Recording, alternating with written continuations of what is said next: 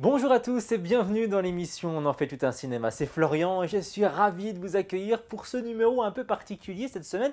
Eh oui, puisqu'on fête déjà les 4 ans de l'émission, 4 ans ensemble, les 4 ans que je vous raconte l'actualité du cinéma. C'est un réel plaisir de vous retrouver tous les 15 jours sur l'antenne de Via Vosges et je voulais vous remercier de votre fidélité. Merci d'être là depuis la création de l'émission qui a changé de nom, vous le savez, en cours de route. Mais c'est bien, on en fait tout un cinéma qui est de retour pour une nouvelle saison.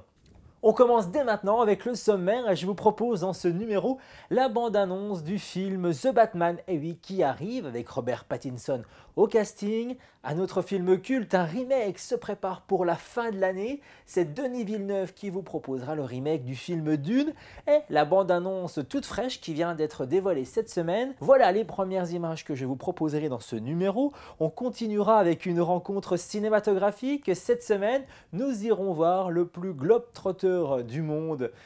Écoutez, d'un peu plus près, il s'agit d'Antoine de Maximi. Il aime se qualifier lui-même de globe squatter, vous le savez, dans son émission J'irai dormir chez vous. Il aime toquer aux portes d'inconnus pour essayer de s'inviter pour une nuit chez eux à travers plusieurs pays du monde. Et là, il adapte donc sa célèbre émission de France 5 sur grand écran. Ça s'appelle J'irai mourir dans les Carpates.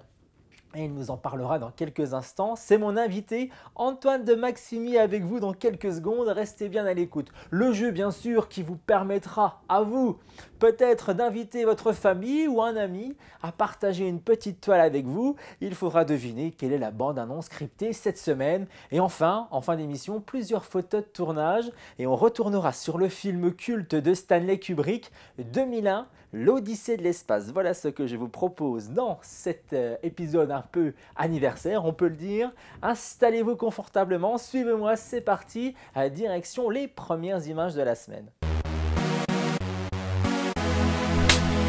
Vous l'attendiez, écoutez, nous aussi, la première bande-annonce de Dune, le remake de Denis Villeneuve, a été dévoilée ce mercredi. Soyez prêts, regardez le film-annonce. Le film sort le 23 décembre dans les salles avec Timothée Chalamet en tête d'affiche.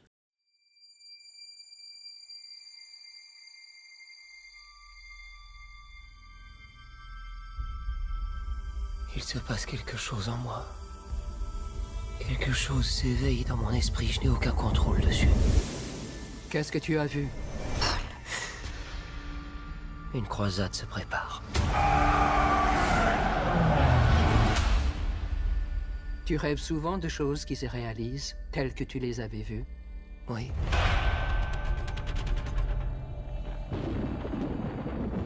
L'épreuve est simple. Si tu retires ta main de la boîte, tu mourras. Qu'est-ce qu'il y a dans la boîte? La souffrance. Tu as hérité une trop grande puissance. Tu as prouvé que ton esprit commandait ton corps. Il te faut apprendre à commander les autres. Une chose qu'aucun de tes ancêtres n'a appris. Mon père gouverne toute une planète. Elle lui échappe. Il en aura une plus riche. Elle lui échappera, elle aussi. Ah, mon grand! Arrakis est un piège mortel. Tuez-les. C'est une extermination en règle. Ils éliminent mes proches les uns après les autres. On va se battre comme des lions.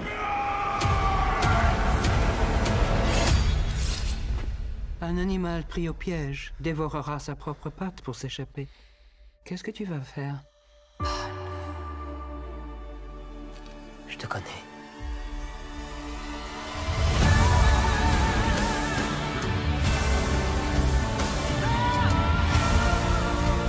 Un jour, naîtra un être de légende. Toute une civilisation en dépend. L'avenir, je peux le voir.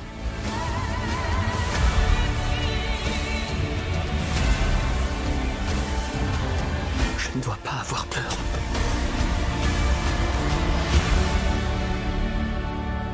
La peur tue l'esprit. Monseigneur. Lorsque la peur sera passée, il ne restera que moi. courez!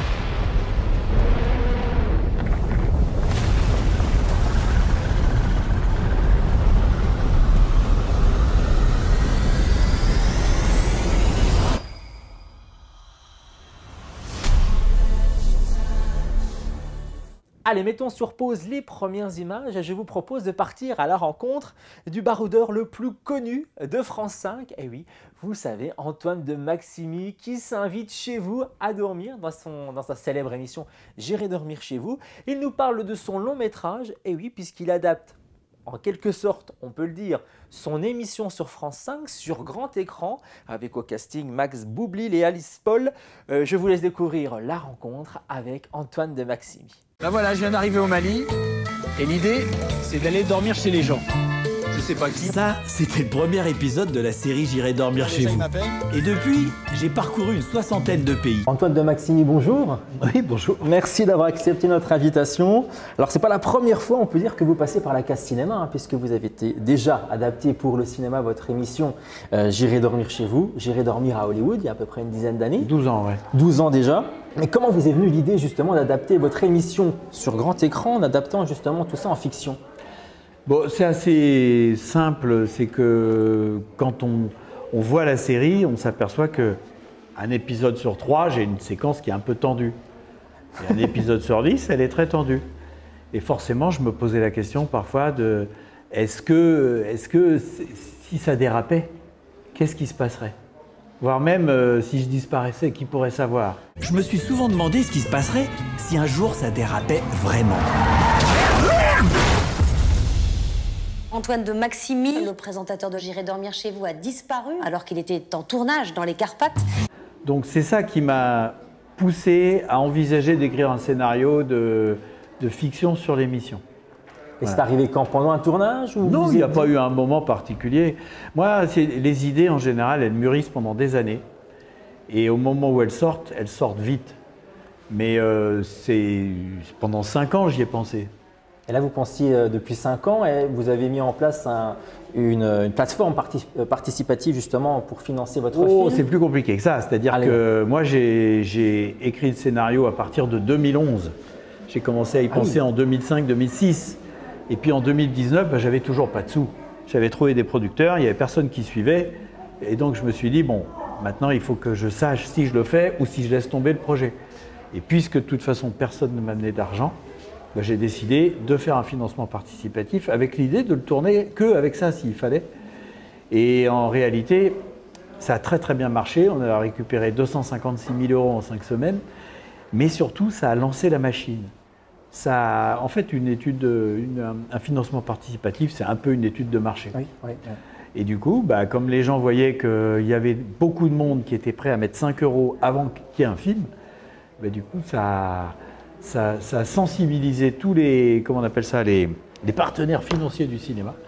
Et on est quand même passé de 0, pas un centime, le 16 mai 2019, à un film terminé 1 an après. Et ça, dans le rythme du cinéma, c'est pas très habituel. Non, c'est rare, ouais, c'est clair. C'est pour ça que je voulais vraiment vous poser la question là, parce que même avec votre renommée à vous, on a du mal à trouver des financements encore aujourd'hui. C'est pas une question de renommée, c'est ce que tu veux faire. Si ce que tu veux faire sort des cases, correspond pas à ce qui a été déjà fait et ce que tu as déjà fait, on ne te fait pas confiance. Ça aurait été plus simple justement de refaire un nouveau documentaire comme vous aviez fait avec J'irai dormir à Hollywood que de faire la fiction. Ouais. Et le choix du casting justement, Alice Paul, Max Boublil. Le casting en fait ça a été un petit peu la même chose, c'est-à-dire que comme on est parti très rapidement, je veux dire 16 mai on lance un financement participatif, le 5 juillet on a des sous et la machine se met en route et on tourne au mois de septembre-octobre, juste après. Donc moi j'avais déjà approché des comédiens mais qui n'étaient pas libres et en fait je suis super content d'avoir eu Max et Alice parce qu'il y en a quand même beaucoup qui ont dit non, qui n'étaient pas emballés pareil avec à quoi va ressembler ce film. C'est ça, oui. Parce que c'est vrai, un film qui repose, un film écrit, scénario, avec des comédiens qui reposent sur une émission improvisée.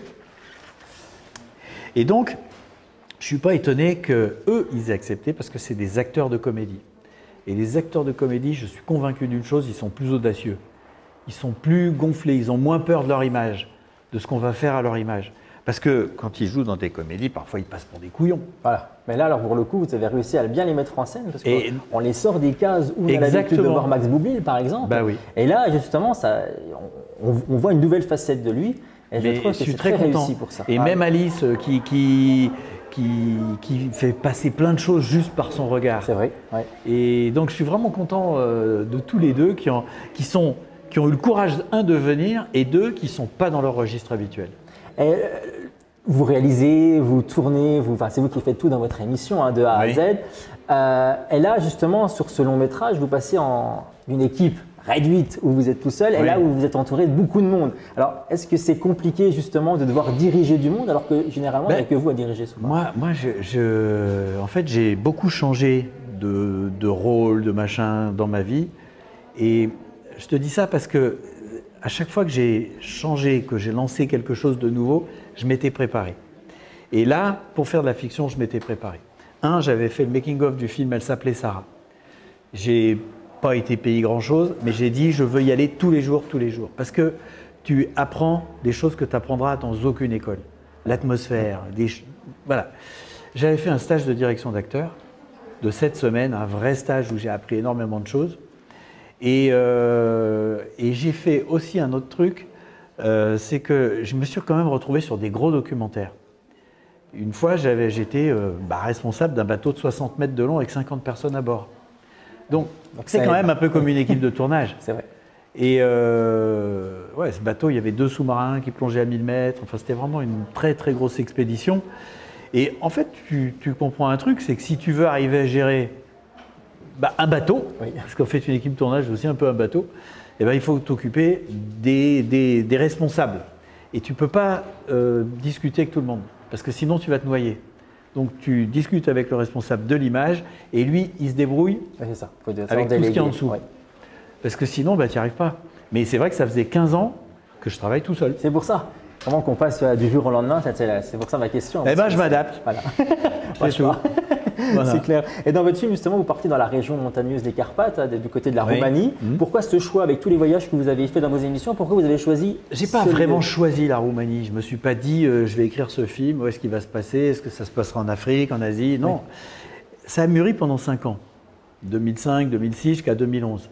Et quand en 2011 j'ai lancé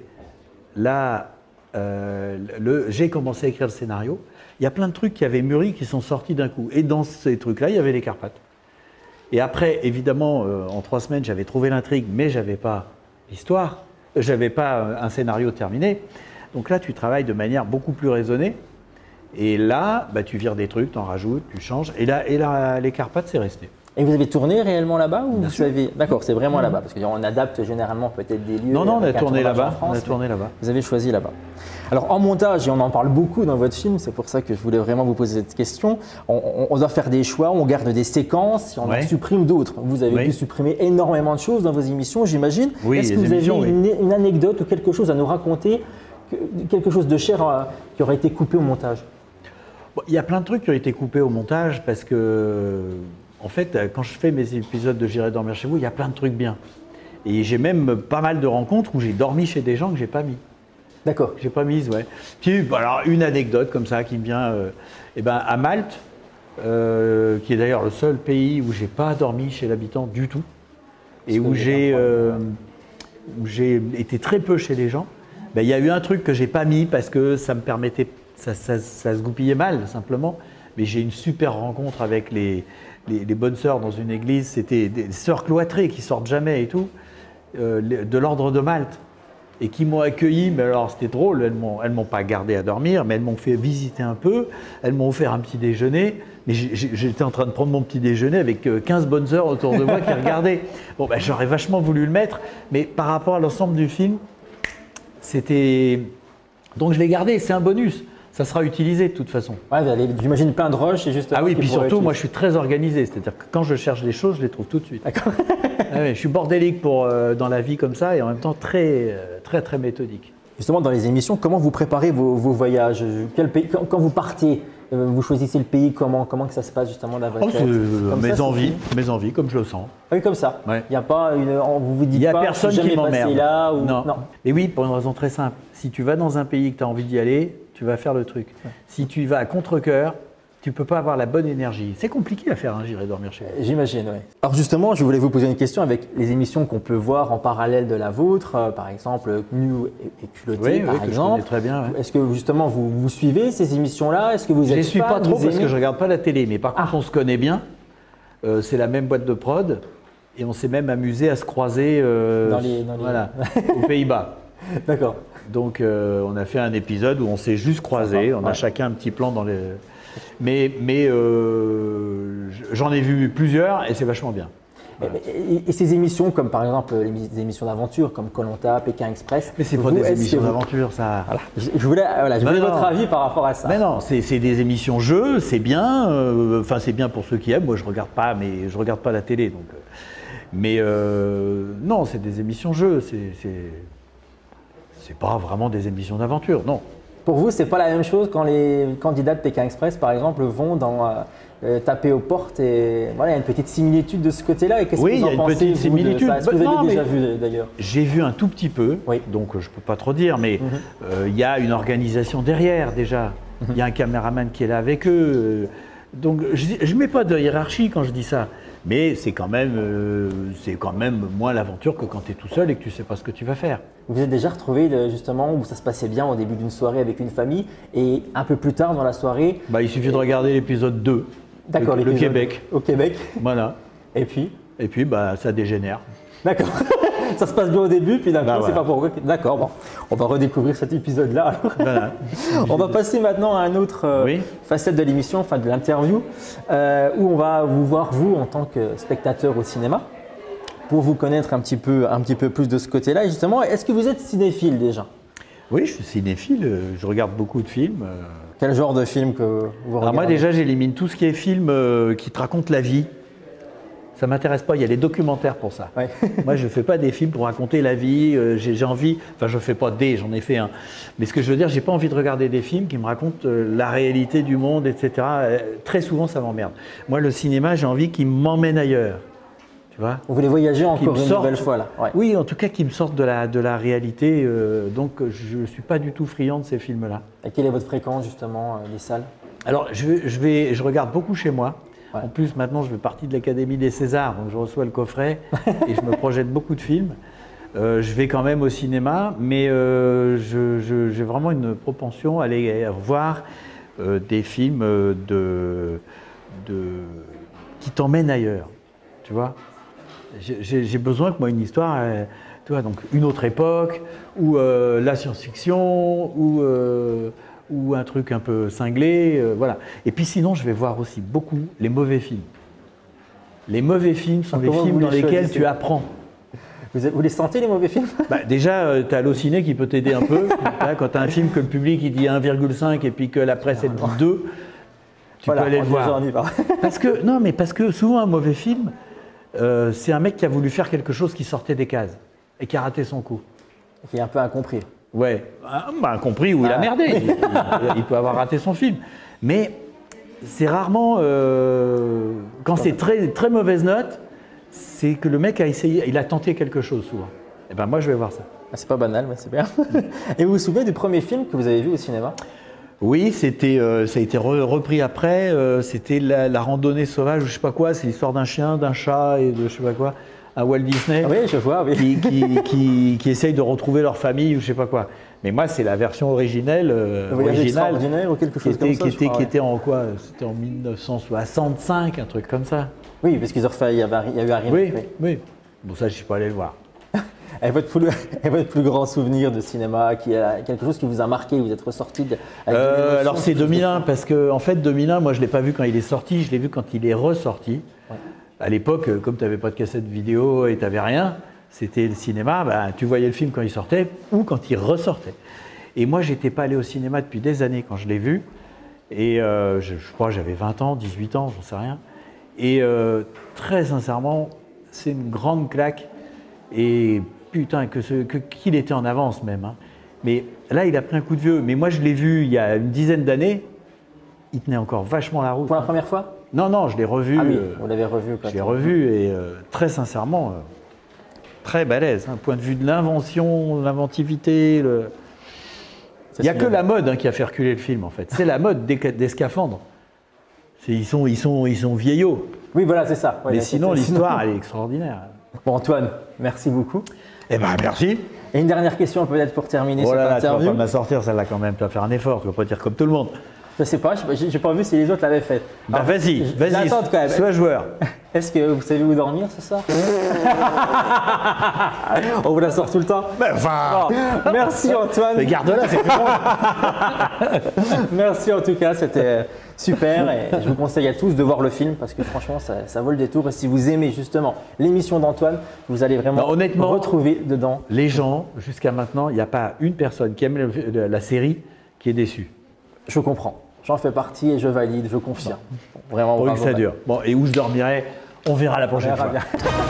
Faut aller enquêter là-bas. Vous croyez qu'on pourrait le retrouver? Qu'il pourrait être encore vivant? Allez les amis, jouons! Et oui, il est temps de s'amuser et de jouer avec vous. Comme à chaque fois dans l'émission, on ne perd pas cette coutume, on vous fait gagner 2 places de cinéma qui vous mèneront peut-être dans l'une des salles vos jeunes participantes de votre choix. Vous le savez, la liste est disponible sur la page Facebook de l'émission, je vous invite à aller jeter un petit coup d'œil, mais je vous invite surtout à participer et à jouer. C'est facile, je vais vous diffuser dès maintenant une bande-annonce scriptée. Je l'ai volontairement massacrée pour bien sûr vous induire un petit peu en erreur et un petit peu plus de difficulté bien sûr. Et à vous de retrouver le titre de ce film. Vous êtes le plus rapide, eh bien écoutez, vous vous dépêchez déjà dans un premier temps pour formuler votre réponse sur notre page Facebook, la page où on en fait tout un cinéma et en message privé, c'est important, pas en commentaire, sinon vous allez forcément peut-être donner la bonne réponse à d'autres. Donc en message privé, vous nous dites vos coordonnées, le titre du film que vous pensez avoir démasqué à travers cette bande-annonce. Bonne chance! Priorité au direct, c'est un scénario inhabituel.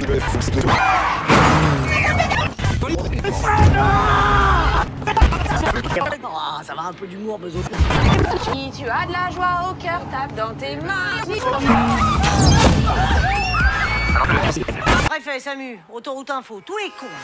Comme toujours, vous êtes de plus en plus nombreux à jouer, donc ne perdez pas une seule seconde. Et oui, il faut être le plus rapide à donner le titre de la bande-annonce que vous pensez avoir démasqué il y a quelques secondes. Je vous souhaite à tous bonne chance bien sûr et donnez votre réponse sur notre page Facebook. L'émission On en fait tout un cinéma. Vous nous écrivez en message privé, je le répète, c'est important, en message privé, vos coordonnées d'un côté, le titre du film que vous pensez avoir découvert et la salle Vosgienne à laquelle vous souhaitez vous rendre. Et si vous êtes le plus rapide, c'est vous qui remporterez ces 2 places gagnantes cette semaine. Encore bonne chance à tous. Allez, on reprend le cours des premières images et partons à la rencontre de Robert Pattinson, qui lui est toujours actuellement à l'affiche au cinéma de Tenet de Christopher Nolan. Mais alors en Batman, ça donne quoi, Robert Pattinson? On va le découvrir ensemble avec la première bande-annonce de The Batman qui a été dévoilée lors de l'événement Fandom organisé par la Warner. Le réalisateur Matt Reeves, qui nous avait fait entre autres La Planète des Singes 2 et 3, nous a promis un polar dans l'univers de Gotham et c'est exactement ce qu'il va offrir aux spectateurs. Vous allez le voir dans cette première bande-annonce avec une vision sombre et réaliste de Gotham City à l'image de Batman Begins.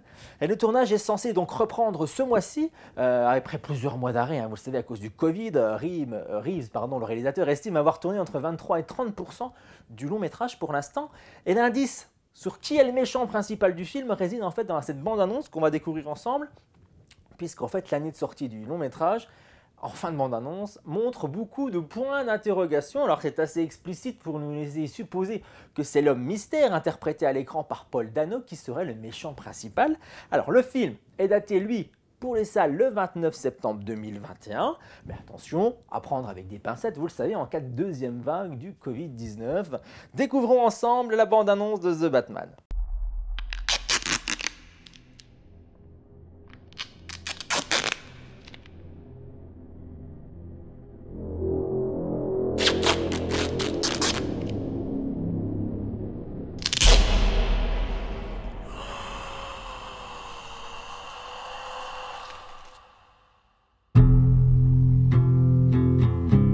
Your secret friend. Underneath the bridge, Who? Topper sprung a leak, and the animals I've trapped Haven't a clue. all become Let's play a game, just me and you. Any of this mean anything to you?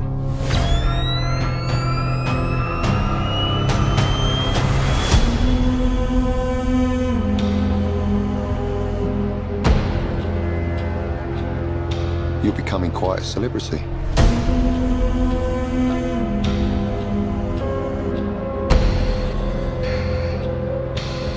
Why is he writing to you?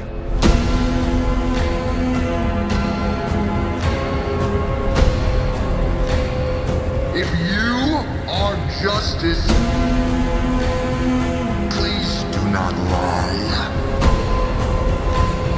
What is the price for your blind eye? The hell are you supposed to be?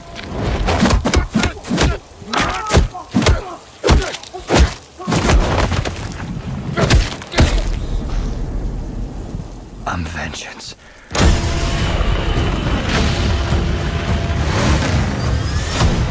Whoa! This guy's crazy!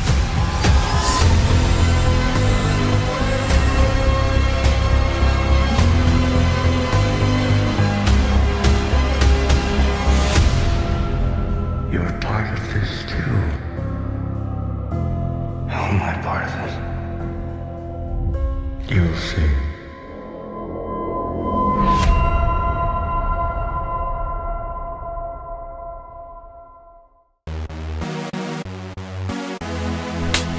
C'est déjà la fin de l'émission Amis Cinéphiles, mais vous le savez, on ne se quitte pas ainsi. Retour sur quelques photos de tournage et en s'attaquant à la science-fiction, après Dr. Folamour en 1964, le grand Stanley Kubrick a réalisé un film aujourd'hui perçu comme un chef-d'œuvre, une œuvre fondamentalement dans la marche onirique du 7e art. Retour aujourd'hui sur 2001, l'Odyssée de l'espace. Alors regardez ces quelques photos de tournage. Et à l'époque, il s'en donne les moyens puisqu'il a commencé le 29 décembre 1965, date à laquelle il a commencé à tourner le film, jusqu'en avril 68 à New York, où le cinéaste présente l'avant-première de 2001, l'Odyssée de l'espace. Stanley Kubrick, derrière la caméra, sur ces photos, eh bien, écoutez, a passé 4 ans sur ce projet. Et le film a fêté ses 50 ans en 2018. 2001, l'Odyssée de l'espace est ressorti en salle. Et le saviez-vous que c'est Christopher Nolan lui-même, le réalisateur de Tenet actuellement dans les salles, qui a supervisé une nouvelle copie du film en 70 mm.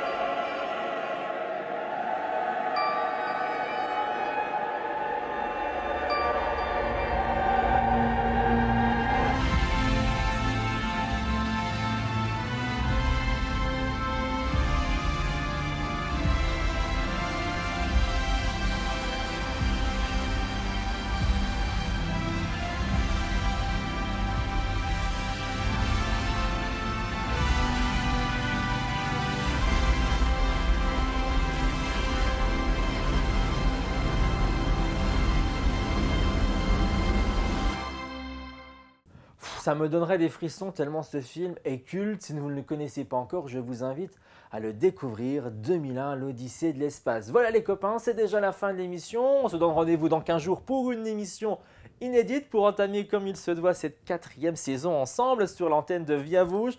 Merci d'ailleurs à toutes les équipes de Via Vosges et à vous téléspectateurs de suivre ce programme fidèle au cinéma. Merci de votre fidélité. Je vous dis à dans 15 jours. Vous pouvez revoir cette émission dès maintenant sur notre site viavosges.tv ou encore sur notre page Facebook. L'émission On en fait tout un cinéma. Voilà.